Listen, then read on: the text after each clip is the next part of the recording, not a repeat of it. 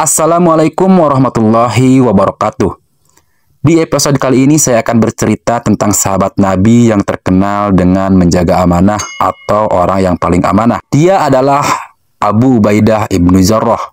Dia memiliki nama lengkap Amir bin Abdullah bin Jarrah al-Fihri al-Quraisy. Namun lebih dikenal dengan Abu Ubaidah bin Jarrah. Wajahnya selalu berseri, matanya bersinar, ramah kepada semua orang hingga mereka simpati kepadanya. Di samping sifatnya yang lemah lembut, dia sangat tawadu dan pemalu. Tetapi bila menghadapi suatu urusan penting, ia sangat cekatan bagai singa jantan. Abdullah bin Umar pernah berkata tentang orang-orang yang mulia.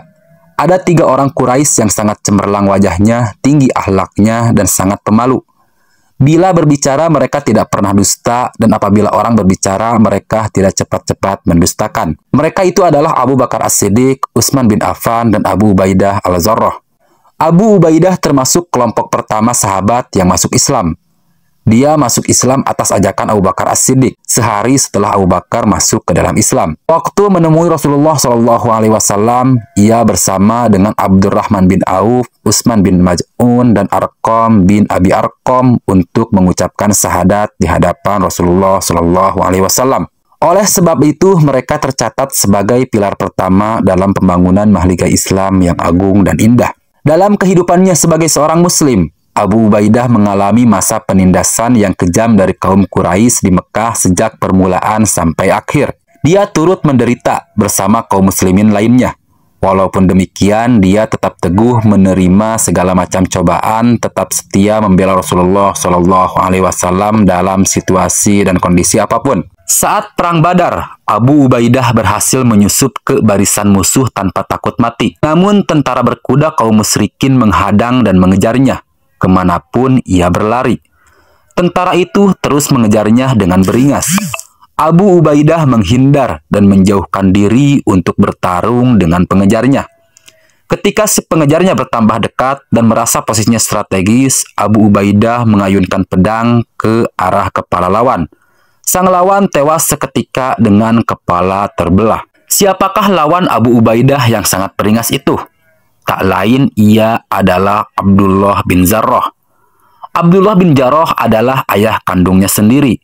Abu Ubaidah tidak membunuh ayahnya, tetapi membunuh kemusyrikan yang bersarang di dalam pribadi ayahnya. Berkenaan dengan kasus Abu Ubaidah ini, Allah Subhanahu wa Ta'ala berfirman, "Kamu tak akan mendapati kaum yang beriman kepada Allah dan hari akhirat, saling berkasih sayang dengan orang-orang yang menentang Allah dan Rasul-Nya, sekalipun orang itu bapak-bapak atau anak-anak atau saudara ataupun keluarga mereka. Mereka itulah orang yang telah menanamkan keimanan dalam hati mereka dan menguatkan mereka dengan pertolongan yang datang kepadanya.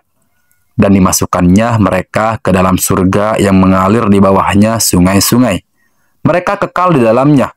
Allah ridho terhadap mereka dan mereka pun puas terhadap limpahan rahmatnya. Mereka itulah golongan Allah. Ketahuilah bahwa sungguhnya Hizbullah itu adalah golongan orang yang beruntung." Quran Surat Al-Mujadalah ayat ke-23. Ayat ini tidak membuat Abu Ubaidah besar kepala dan membusungkan dada. Bahkan menambahkan kokoh imannya kepada Allah dan ketulusannya terhadap agamanya. Orang yang mendapatkan gelar kepercayaan umat Muhammad ini ternyata menarik perhatian orang-orang besar, bagaikan magnet yang menarik logam di sekitarnya. Pada suatu ketika, utusan kaum Nasrani datang menghadap Rasulullah SAW seraya berkata, "Wahai Abu Qasim, kirimlah kepada kami seorang sahabat Anda yang pintar menjadi hakim tentang harta yang menyebabkan kami berselisih sesama kami. Kami senang menerima putusan yang ditetapkan kaum muslimin. Datanglah sore nanti, saya akan mengirimkan kepada kalian orang kuat yang terpercaya," kata Rasulullah SAW. Umar bin Khattab beruzar, "Aku ingin tugas itu tidak diserahkan kepada orang lain, karena aku ingin mendapatkan gelar orang kuat yang terpercaya." Setelah selesai sholat, Rasulullah SAW menengok ke kanan dan ke kiri. Umar sengaja menonjolkan diri agar dilihat oleh Rasulullah SAW. Namun beliau tidak menunjuknya. Ketika melihat Abu Ubaidah, beliau memanggil dan berkata, "Pergilah kau bersama mereka, adili dengan baik perkara yang mereka perselisihkan." Abu Ubaidah berangkat bersama para utusan tersebut dengan menyandang gelar orang kuat yang terpercaya.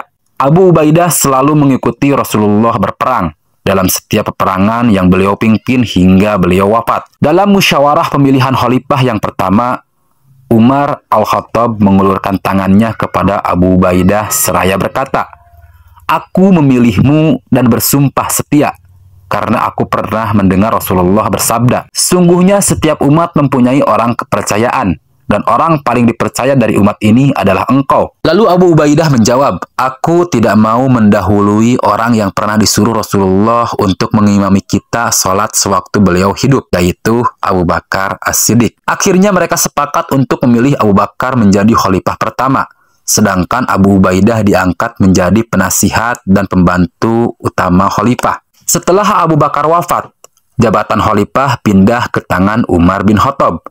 Abu Ubaidah selalu dekat dengan Umar dan tidak pernah menolak perintahnya. Pada masa pemerintahan Umar, Abu Ubaidah memimpin tentara muslimin menaklukkan wilayah Syam.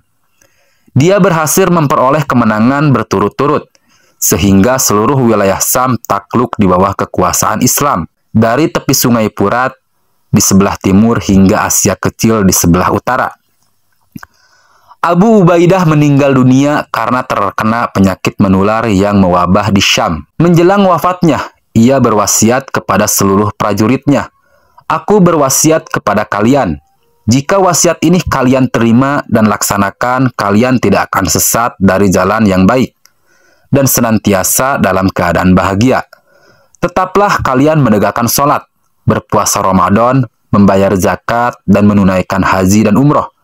Hendaklah kalian saling menasihati sama kalian, nasihati pemerintah kalian, dan jangan biarkan mereka tersesat, dan janganlah kalian tergoda oleh dunia. Walaupun seseorang berusia panjang hingga 1000 tahun, dia pasti akan menjumpai kematian seperti yang kalian saksikan ini." Kemudian dia menoleh kepada Mu'adz bin Jabal, "Wahai Mu'adz, sekarang kau yang menjadi imam atau menjadi panglima." Tak lama kemudian ruhnya meninggalkan jasad untuk menjumpai Tuhannya. Itulah sekilas kisah tentang Abu Ubaidah ibnu Jarrah. Semoga ada guna serta manfaatnya. Billahi taufik wal hidayah. Wassalamualaikum warahmatullahi wabarakatuh.